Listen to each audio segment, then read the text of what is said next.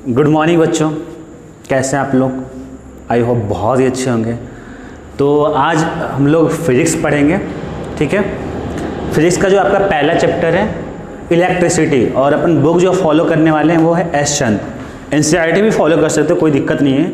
हालांकि जो आपका बोर्ड के क्वेश्चन जो बनते हैं आपके एनसीईआरटी से बनते हैं, लेकिन थोड़ा सा एक्सप्लेनेशन के पॉइंट ऑफ व्यू से आपका एस चंद सही है, ठीक है ना। थोड़ा सा एक्सप्लेनेशन उसमें ज़्यादा है, तो आप दोनों फॉलो कर सकते हैं। लेकिन जो अभी मैंने जो चैप्टर सेलेक्ट किया है वो बच्चों जो चैप्टर है वो एस चंद के अकॉर्डिंग मैंने सेलेक्ट किया इलेक्ट्रिसिटी, ठीक है। चलिए चैप्टर को शुरुआत करने से पहले मैं अपना नाम बता देता हूँ। मेरा नाम इम्तियाज़ अहमद है, ठीक है। हाँ, बहुत लोग हो सकता है कि मैं जानते हो, ठीक है ना। जो बच्चे पुराने होंगे हो सकता हो कि आप लोग जानते हो, ठीक है ना। चलिए शुरुआत करते हैं इलेक्ट्रिसिटी की। तो इलेक्ट्रिसिटी तो तुम लोग जानते ही होंगे। अभी तुम्हें पता है कि ये जो वीडियो शूट हो रहा है इलेक्ट्रिसिटी की वजह से पॉसिबल है, अदरवाइज पॉसिबल नहीं होता है, ठीक है ना। जो लाइट है या जो जो मेरी वॉइस रिकॉर्ड हो रही है, ये सब क्या है, इलेक्ट्रिसिटी के थ्रू ही होता है। तो आखिर जानते हैं कि करंट इलेक्ट्रिसिटी के बारे में पढ़ने से पहले हमें उसकी जानते हैं कि आखिर इलेक्ट्रिसिटी कैसे बनती है, ठीक है ना। मतलब उसकी स्मॉलेस्ट यूनिट क्या है जिससे वो बनती है। जैसे समझ लो तुम कि ये तुम्हारा वॉल है, ठीक है ना। तो ये इस वॉल की स्मॉलेस्ट यूनिट वो आपकी क्या है, ईंट है। अब इस पॉइंट ऑफ व्यू से मैं सोचना कि सीमेंट वगैरह, ठीक है ना। एक ईंट से लाइक सोचो लैटिस पार्ट, वो तुम नहीं समझ में आएगा। वो समझो कि एक ईंट से मिल के तैयार किया हुआ आपका दीवार हुआ है। आप समझो कि बस आप ईंट रख रहे हो, आप बस ईंट रहे हो, कुछ भी मत जोड़ो। आप ईंट अगर रख रहे हो तो आपका क्या बन जाएगा, आपका वॉल बन जाएगा, आपका दीवार बन जाएगा। सिमिलर एज आपका जो करंट होता है, करंट इलेक्ट्रिसिटी, ठीक है ना, वो आपका किससे बनता है, वो आपका बनता है चार्ज से। तो यानी कहने मतलब ये है कि हमें अगर करंट इलेक्ट्रिसिटी पढ़ना है, हम क्या बोल रहे हैं, करंट वाले नहीं बोल रहे हैं, करंट इलेक्ट्रिसिटी बोल रहे हैं। क्योंकि करंट आपका वाटर करंट भी हो सकता है, बोलते हैं ना कि ये धारा है, मतलब वो करंट हो गया। एयर करंट भी हो सकता है। तो इसलिए हम जब भी यूज करते हैं तो करंट इलेक्ट्रिसिटी बोलेंगे। लेकिन एज यूजुअल हम लोग करंट बोलेंगे तो हम लोग इसका मतलब यही समझेंगे, करंट इलेक्ट्रिसिटी, ठीक है ना। लेकिन सुटेबल वर्ड जो है आपका करंट इलेक्ट्रिसिटी है। तो कहने मतलब ये है कि करंट इलेक्ट्रिसिटी पढ़ने के लिए आपको नीड क्या है, चार्ज के बारे में जानना, ठीक है ना। तो चलो चार्ज को आपको समझाते हैं, ठीक है।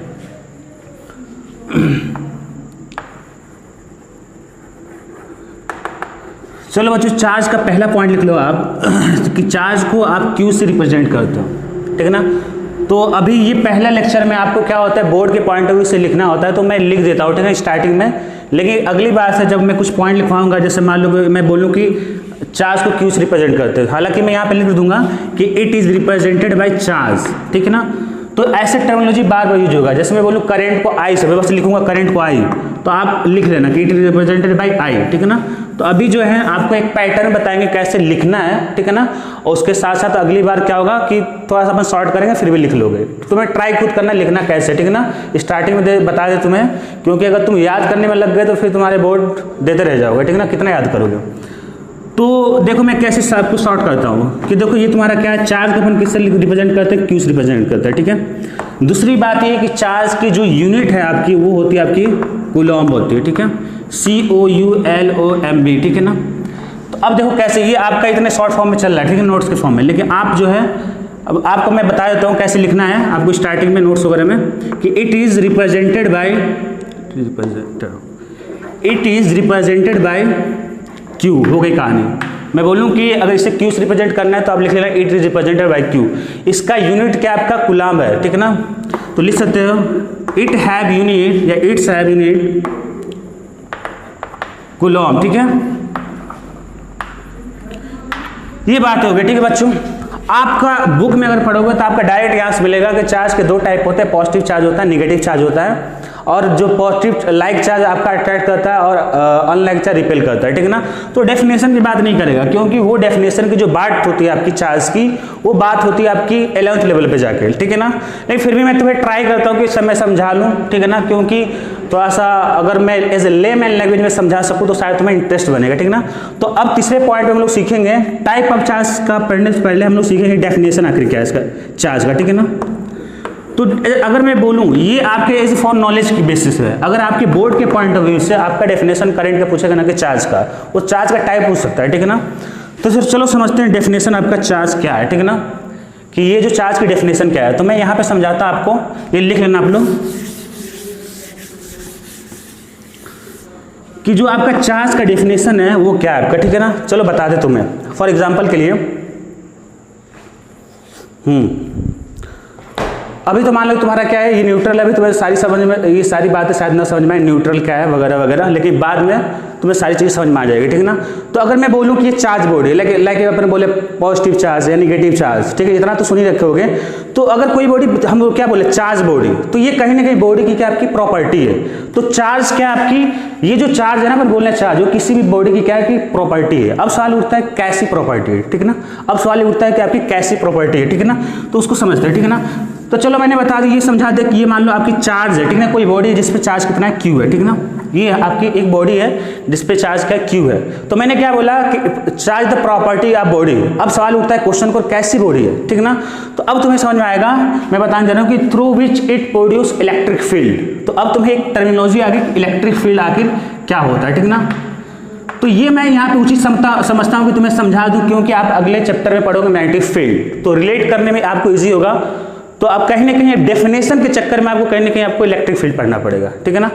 तो चलो फिर से एक बार देखते हैं कि चार्ज क्या है, किसी बॉडी की एक प्रॉपर्टी है, और ऐसी प्रॉपर्टी है जिसके वजह से अपने चारों तरफ एक इलेक्ट्रिक फील्ड क्रिएट कर देता है। मान लो कि ये इलेक्ट्रिक फील्ड क्रिएट कर दिया, वो किसी भी शेप का हो जाता है, एज्यूम कर लो। अब समझते हैं कि इलेक्ट्रिक फील्ड क्या है। क्या समझे आपने कि चार्ज क्या है, किसी बॉडी की एक प्रॉपर्टी है जिसकी वजह से आपका क्या करता है, इलेक्ट्रिक फील्ड क्रिएट करता है। अगर कोई भी बॉडी इलेक्ट्रिक फील्ड क्रिएट नहीं कर रही है तो आपकी चार्ज नहीं है, ठीक है। तो अब समझते हैं कि आखिर आपका इलेक्ट्रिक फील्ड क्या है। इलेक्ट्रिक फील्ड क्या है, इलेक्ट्रिक फील्ड को समझाने के लिए बहुत ही सिंपल, मैं तुमको एग्जांपल ले रहा हूं इलेक्ट्रिक फील्ड को समझाने के लिए, ठीक है ना। रिलेट करना कि मान लो कि कोई एक मास है जिसका मास क्या है, एक बॉडी जिसका मास क्या है आपका m है, ठीक है ना। या चलो अर्थ ले लो, ठीक है ना, आप ले लो अर्थ ले लो, ठीक है ना। ये आपका क्या अर्थ है जिसका मैंने मास मान लिया m मान लिया।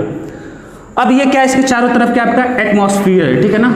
इसके चारों तरफ क्या है, एटमॉस्फेयर। तो इतना तो आप लोगों ने सुना होगा कि अगर अपन क्या देखते हैं कि अगर कोई बॉडी है तो आप जैसे छोड़ती हो तो क्या आ जाती है, नीचे चले आती है। कहीं भी छोड़ा आपको क्या होगी, नीचे चली आएगी। यानी कि क्या हो रहा है कि ये जो बॉडी है, मान लो कि स्मॉल है, वो क्या कर रहा है, अर्थ क्या कर रहा है, उसे खींच ले रहा है, क्या फोर्स लगा रहा है। नहीं तो हमने पढ़ा है ग्रेविटेशन, F=g/m/r², वहां पे मैंने बताया था, है ना, कि यहाँ पे जो भी आपका मास होता है उस पर अट्रैक्शन फोर्स होता है, खींच लेता है, ठीक है ना। शायद वहां पे ग्रेविटेशनल फील्ड था, एग्जैक्टली वहां पे आपने पढ़ चुका है ग्रेविटेशनल फील्ड क्या है, बस वही चीज है।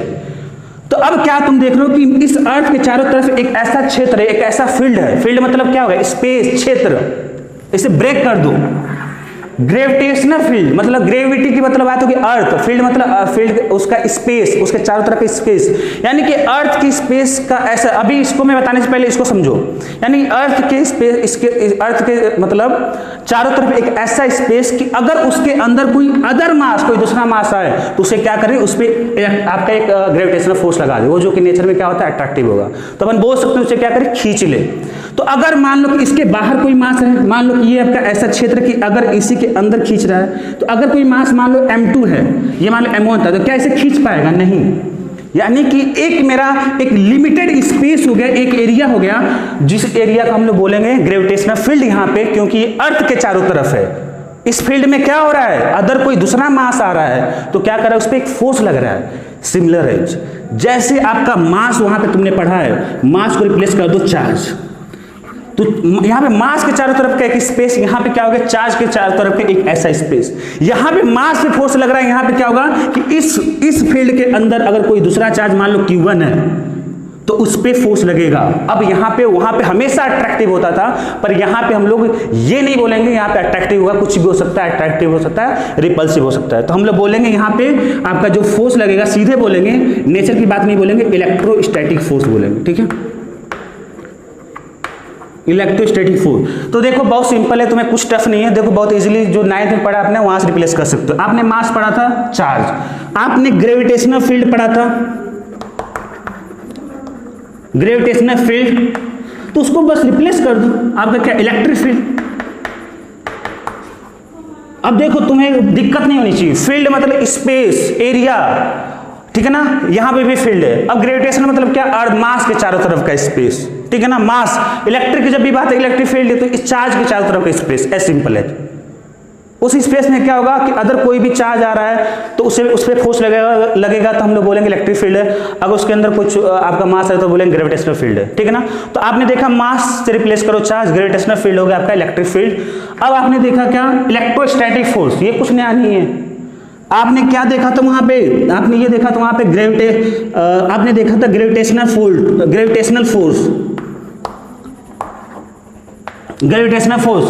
तो ग्रेविटेशनल फोर्स का अपन किससे रिप्लेस कर देंगे, इलेक्ट्रोस्टैटिक फोर्स या इलेक्ट्रिक फोर्स, कोई दिक्कत नहीं, इलेक्ट्रोस्टैटिक फोर्स या इलेक्ट्रिक फोर्स। इलेक्ट्रिक मतलब जहां पे समझ लेना चार्ज, आपका काम आसान हो गया, ठीक है ना।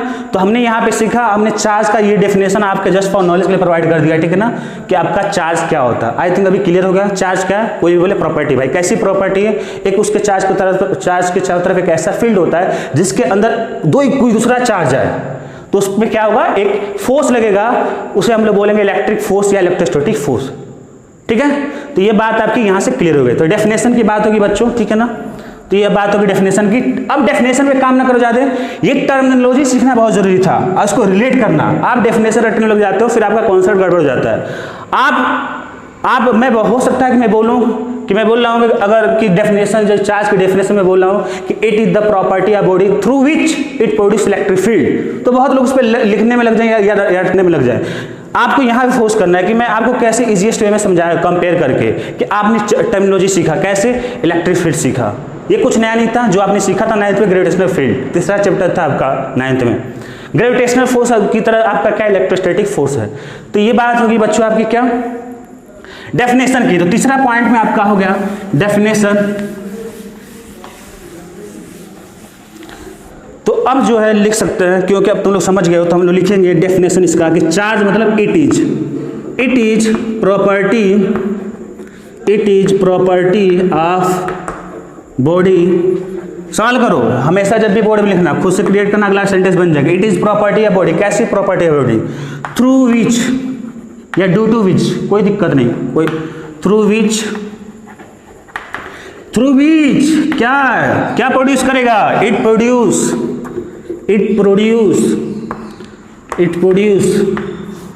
Electric field.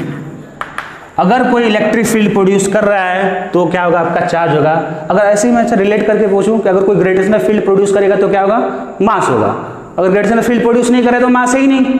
मास का और भी एक भी डेफिनेशन हो सकता है, इट इज मैटर जिसे मिलकर बना होता है। तो आप कई सारे डेफिनेशन बन सकते हैं, तो यहाँ से रिलेट करके आप मास का भी डेफिनेशन बना सकते हो। तो तीसरा पॉइंट हो गया, आप सारे पॉइंट लिखते जाओ कि it is represented by Q, it have units coulomb. Definition आपका क्लियर हो गया। अब बात आती चौथा कि टाइप ऑफ चार्ज, माने चार्ज के कितने टाइप होते हैं, टाइप ऑफ चार्ज, ठीक है, type of charge.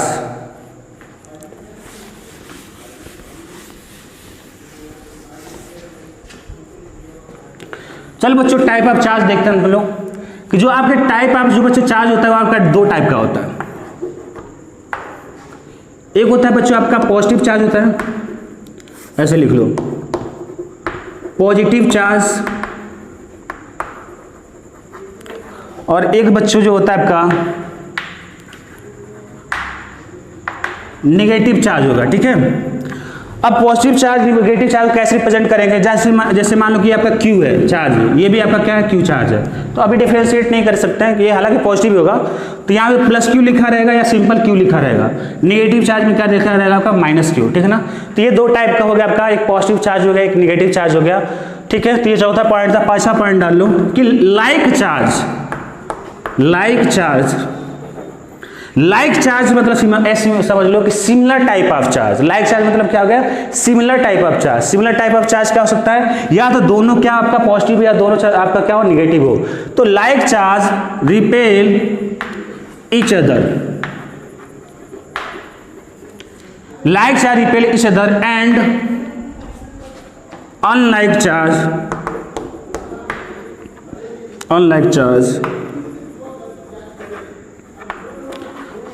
Attract each other. Each other का मतलब क्या समझ रहे हो, यहाँ पे किसकी बात हो रही है, ईच अदर का मतलब क्या हो गया, यहाँ पे दो टर्म की बात हो रही है, दो चार्ज की बात हो रही है ना, ईच अदर। तो like charge repel each other and unlike charge repel unlike charge attract each other, ठीक है ना। अब इसको थोड़ा डिकोड करते हैं बच्चों कि ये क्या बोल रहा है आपका, ये आपकी आखिर सेंटेंस आपका क्या बोल रहा है। तो इसको पहले समझते हैं लाइक चार्ज, ठीक है ना। लाइक चार्ज मैंने बता दिया क्या, सिमिलर टाइप ऑफ चार्ज। आपके पास दो ही टाइप चार्ज है, एक है आपका प्लस क्यू पॉजिटिव चार्ज, तो सिमिलर टाइप क्या होगा, दूसरा वाला भी क्या हो प्लस क्यू। अगर माइनस क्यू है तो दूसरा वाला भी सिमिलर टाइप का मतलब क्या, वो भी क्या हो माइनस क्यू। तो ये लाइक चार्ज की बात होगी, यानी कि दोनों चार्ज या तो प्लस हो या तो दोनों चार्ज क्या हो नेगेटिव हो। बस ये पूरी सेंटेंस ये दो टर्म में बता रहा है आपका, दो वर्ड बता रहा है कि ऐसे दो चार्ज या तो दोनों पॉजिटिव या दोनों नेगेटिव चार्ज हो गए। लाइक चार्ज का मतलब क्लियर हो गया। रिपेल ईच अदर, एक दूसरे को क्या करेंगे, रिपेल करेंगे। आपने सुना होगा अट्रैक्शन, उसी का क्या अपोजिट वर्ड है, ठीक है ना। तो अगर रिपेल का मतलब एक दूसरे से क्या दूर जाए, जैसे अगर प्लस क्यू को मैं ऐसे एज्यूम कर लूँ, ऐसे एज्यूम कर लूँ, तो ये एक दूसरे को क्या करेगा, धक्का देगा, ऐसे रिपेल करेगा, ठीक है ना। ये पास नहीं आना चाहेगा, ठीक है। तो ऐसे मैंने इसको रिप्रेजेंट कर दिया, इसको क्या कर दिया मैंने, ऐसे रिप्रेजेंट कर दिया। ये डायरेक्शन ये बता रहा है कि दोनों को डायरेक्शन क्या, एरो की दूर तरफ जा रहा है, तो ये क्या कर रहा है आपका, रिपेल कर रहा है, ठीक है ना। आपको इसका मैग्नीट्यूड जानने की नीड नहीं है यहाँ पे, ठीक है, वरना इसका मैग्नीट्यूड बताया जाता। अगर ये माइनस क्यू, ये भी माइनस क्यू है, मतलब क्या, दोनों सेम टाइप के चार्ज है, दोनों का नेचर क्या है, सेम है, दोनों क्या है, नेचर सेम बोलो, सिमिलर टाइप है, लाइक चार्ज बोल लो, कोई दिक्कत नहीं, आपको कन्फ्यूजन नहीं आना चाहिए। तो ये माइनस क्यू फिर वही कारण है, अगर लाइक चार्ज है तो क्या करेगा, रिपेल करेगा, तो ये आपका रिपेल कर दिया। कैसे करेंगे, दोनों एरो के जो डायरेक्शन होगी क्या होगी, अवे फ्रॉम, एक दूसरे से क्या अवे, देखो दूर जा रही है, देखो ऐसे जा रहा है, ठीक है ना। तो ये बात किसकी होगी बच्चों, ये मैंने आपको समझाया कि like charge repel each other. अब तो ये तुम्हें समझ में आ गया होगा, just opposite unlike charge. Unlike मतलब क्या, दोनों क्या है, सिमिलर टाइप के ना हो, दोनों क्या आपकी सिमिलर टाइप के ना हो, मतलब एक प्लस क्यू है तो दूसरा क्या हो आपका माइनस क्यू हो, अगर एक माइनस क्यू है तो दूसरा क्या होगा प्लस क्यू हो। अब ये चीज क्लियर हो गई कि अनलाइक चार्ज, ठीक है।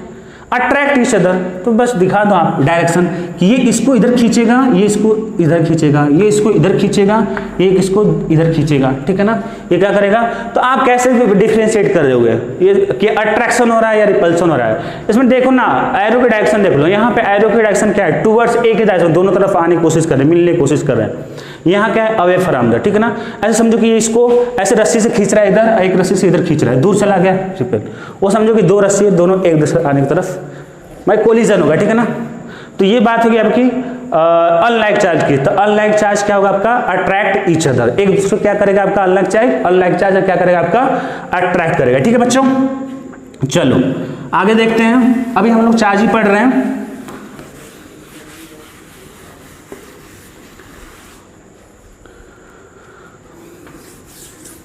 अच्छा, जस्ट फॉर इंफॉर्मेशन तुम्हें बताता हूं कि अगर तुमने पढ़ा होगा ग्रेविटेशनल फील्ड में कि अगर दो चार्ज, दो मास है M1 M2, ठीक है ना, तो इनके बीच जो आपका अट्रैक्शन फोर्स लगता है, जिसे बोलते हैं ग्रेविटेशनल फोर्स Fg, ये जो मैंने पढ़ाया था 9th में आप लोग को, वो क्या होता था बच्चों, Gm1 M2 अपॉन में क्या, इनके बीच का डिस्टेंस आपका अगर r हो तो क्या हो गया r का स्क्वायर, ये आपका फोर्स लगता था। तो दो मास के बीच अगर आपका ये फोर्स लग रहा है तो सिमिलर ऐसे सोचो कि अगर दो चार्ज हो Q1 Q2 और इनके बीच का डिस्टेंस क्या हो, r हो, तो क्या होगा आपका इसी तरह कुछ लगेगा, ठीक है ना। तो F लगेगा आपका, हम लोग बोलेंगे K Q1 Q2 अपॉन में r का स्क्वायर। आप क्या देख रहे हो, कैसे याद करोगे, इसे याद करना है नहीं, ऊपर में यहाँ पे मास का मल्टीप्लिकेशन है, वहाँ पे चार्ज का मल्टीप्लिकेशन है, वहाँ इनके बीच का डिस्टेंस का स्क्वायर है, यहाँ पे आपका क्या है डिस्टेंस का स्क्वायर है। यहाँ पे G क्या होता था, कांस्टेंट होता था, यूनिवर्सल ग्रेविटेशनल कांस्टेंट, यहाँ पे भी एक K कोई कांस्टेंट होता है, ठीक है ना। बस इतना समझ लो। तो अगर तुम्हारे पास दो चार्ज है तो इतना फोर्स लगेगा, it just for your extra knowledge.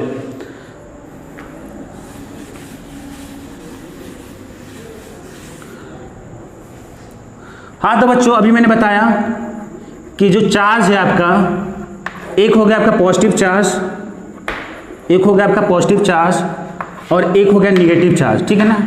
लेकिन जो जनरली बार बार हम लोग निगेटिव चार्ज या पॉजिटिव चार्ज में जो यूज करेंगे वो बहुत कुछ हो सकता है, वो अक्सर हम यूज करेंगे पॉजिटिव चार्ज को हम लोग यूज करेंगे प्रोटॉन के फॉर्म में। तो ऐसे भी मैं बोल सकता हूँ, इसका उल्टा है, तुमने पढ़ा भी शायद कि प्रोटॉन पे कौन सा चार्ज होगा, तो पॉजिटिव चार्ज। ऐसे बोलो कि पॉजिटिव चार्ज का एग्जाम्पल क्या है, प्रोटॉन, बस दोनों तरफ सेम ही है। नेगेटिव चार्ज आपने पढ़ा गया, इलेक्ट्रॉन पे कैसा चार्ज होता है, नेगेटिव, तो ये हो गया नेगेटिव चार्ज का एग्जाम्पल हो गया आपका इलेक्ट्रॉन, ठीक है ना। अक्सर हम लोग इसी को यूज करेंगे, ठीक है ना। तो अगर मैं प्रोटॉन की बात करूं तो प्रोटॉन पे आपका कितना चार्ज होता है बच्चों, प्रोटॉन पे वो आपका होता है, प्रोटॉन पे तो पहले बता दो चार्ज क्या होता है। अच्छा देख लो, प्लस ही तो मैंने बताया है, प्लस हो गया। तो यहाँ पे जो होगा बच्चे आपका जो बच्चों चार्ज होगा वो होगा 1.6 इंटू 10⁻⁻19 कूलाम। सी का ये कूलाम क्या रिप्रेजेंट कर रहा है, चार्ज को रिप्रेजेंट कर रहा है। तो कूलाम को तो ऐसे लिखेंगे, अगर शॉर्ट फॉर्म में हम लोग सी से लिखेंगे, ठीक है ना, क्लियर है। तो ये हो गया पॉजिटिव चार्ज पे, प्रोटॉन पे कितना चार्ज हो गया।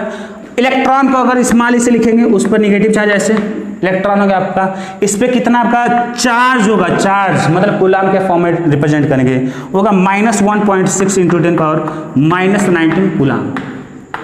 कैसे याद रखेंगे, दोनों का ये क्या है, सेम है, 1.6 इंटू 10⁻⁹, मैग्नीट्यूड बोलते हैं इसे, दोनों का सेम क्या है, सेम है, ठीक है ना। मैग्नीट्यूड पर आपका क्या है, साइन क्या है, अलग है, इसके लिए प्लस है, इसके लिए क्या आपका माइनस है। तो ये बच्चों बात रही आपकी चार्ज की पूरी कहानी होगी। फिर से एक बार बिना देखे, चार्ज को कैसे रिप्रेजेंट करेंगे, क्यू से, यूनिट क्या आपका कूलाम, कैसे रिप्रेजेंट करेंगे, सी से। डेफिनेशन देख लिया, अगर जब भी तुम्हें कहीं भी लिखने की बात आए समझाने के बाद, तो आप डेफिनेशन चार्ज को मत देना, आप पहले समझना आपका मास, अर्थ को समझना, क्योंकि आपको ऑब्जर्वेशन करना इजी है। डेली लाइफ में क्या करते हो आप, ऑब्जर्व करते हो, ये मास है, छोड़ा आ गया, अर्थ की तरफ जा रहा है, क्यों जा रहा है भाई, क्योंकि इसके इसी के फील्ड में है, ठीक ना। तो ये अगर इस फील्ड को बोले, अगर उसके रेस्पेक्ट में, तो ग्रेविटेशन फील्ड के अंदर आ गए, बात समझ में आई। तो आपका यहाँ से डेफिनेशन बन गया चार्ज का। Type of charge, positive charge, negative charge, ये कुछ नया नहीं है, पुराना आपका केमिस्ट्री के हिसाब से देखो तो प्रोटॉन पे हम लोग पढ़ते थे, proton positive charge, electron negative charge, अब उल्टा चल रहा है, चार्ज के दो टाइप, एग्जाम्पल, ठीक है ना। तो ये सारी बातें होगी आपकी चार्ज की, ठीक है बच्चों। अब आपका चार्ज से बनता है आपका करंट, इलेक्ट्रिसिटी, ठीक है। तो अब हम लोग सीखेंगे करंट की अब हम लोग समझेंगे करंट इलेक्ट्रिसिटी क्या है आपका, ठीक है। करंट इलेक्ट्रिसिटी,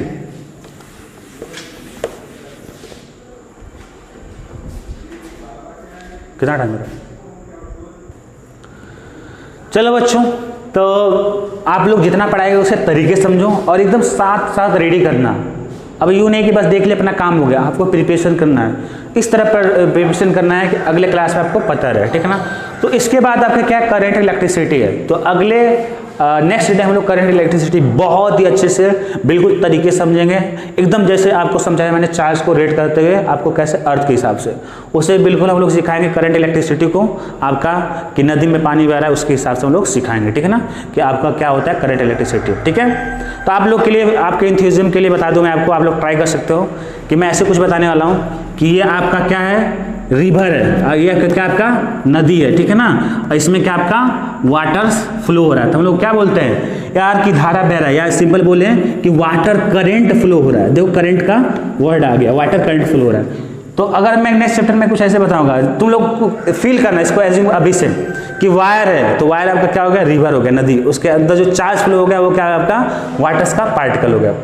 तो अगले आप खुद जाके सर्च करें, जो भी कुछ करें, आप पहले पढ़ाने से पहले आप खुद ट्राई करें कि मेरे को क्या क्या आ रहा है, और अगली बार गेस करना कि जो जो सर पढ़ा रहे हैं क्या उतना मेरे को आ रहा है, या सर मेरे को कुछ ज़्यादा मतलब मेरे को उनको ज़्यादा सीखने को मिला। ये आपके लिए इसलिए बताया जा रहा है कि आप खुद जाके एक एंथुसियाज्म क्रिएट करो कि नेक्स्ट टाइम मैं खुद से पढ़ लूँ, ठीक है ना। तो आप ये थोड़ा सा हिंट आपको दे दिया। तो अगला जो अपन पढ़ेंगे करंट इलेक्ट्रिसिटी ढंग से, ओके, थैंक यू।